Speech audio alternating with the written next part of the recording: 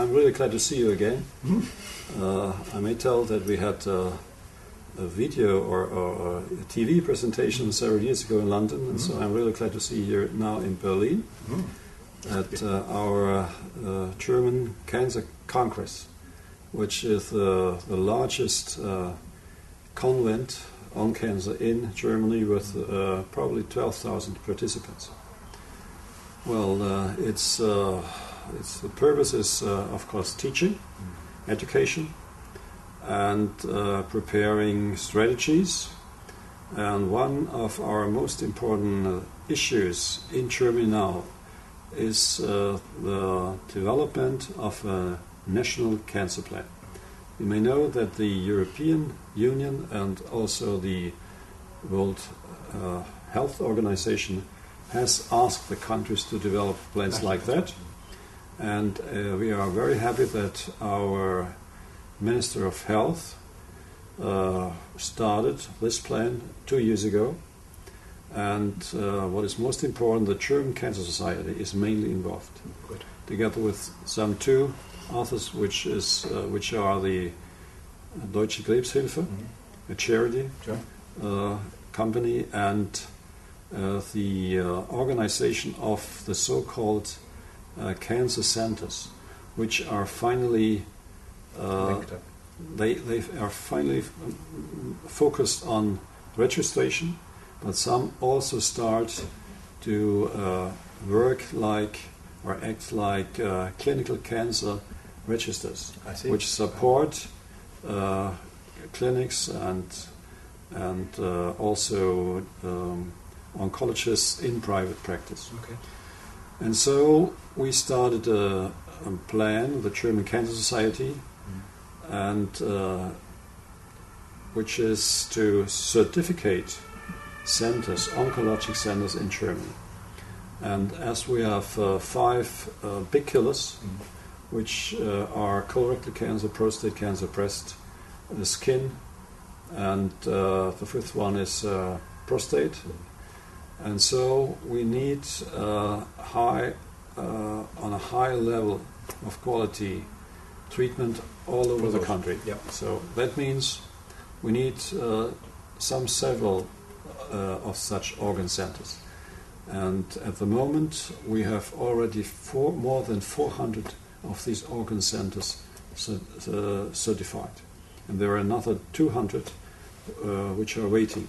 So we gained a huge acceptance, and it's a real growing development.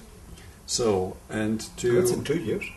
No, we started with the breast cancers in 2003, okay, and so it continually grew. That's a really impressive. Yes, I think so. And so finally, we really want to get outcome results. How many people survive? But what is more important is, how do these people who are alive live? Sure. Are they fine, or do they still have complaints and so on?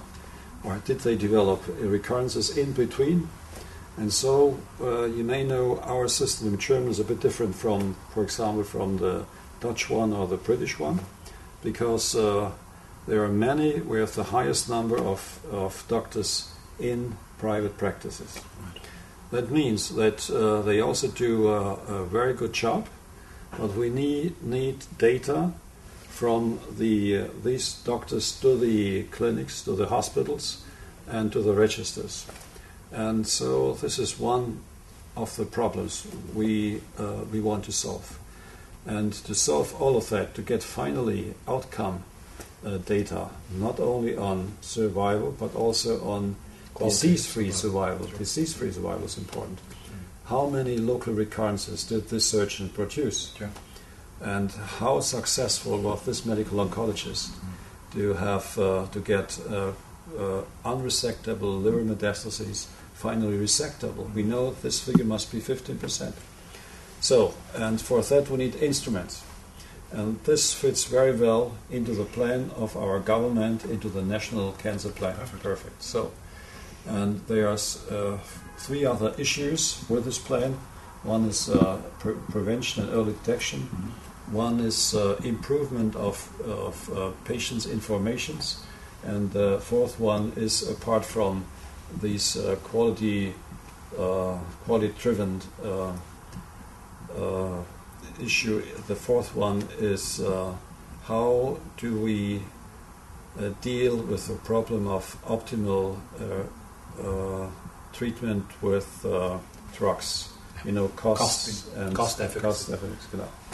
So these are the four parts of the national plan, and we are deeply involved, and we are very thankful, and we are really actively contributing. It's a very enlightened attitude for the government to take, to actually ask the experts. Yes, correct. Usually the civil service devise the plan and get on and do it, but there will be much more ownership of the plan because you've been involved in making it. Yeah, it's not easy to do work in this plan, because there are some more institutions and partners who may have some different interests. So we have the insurance companies, we have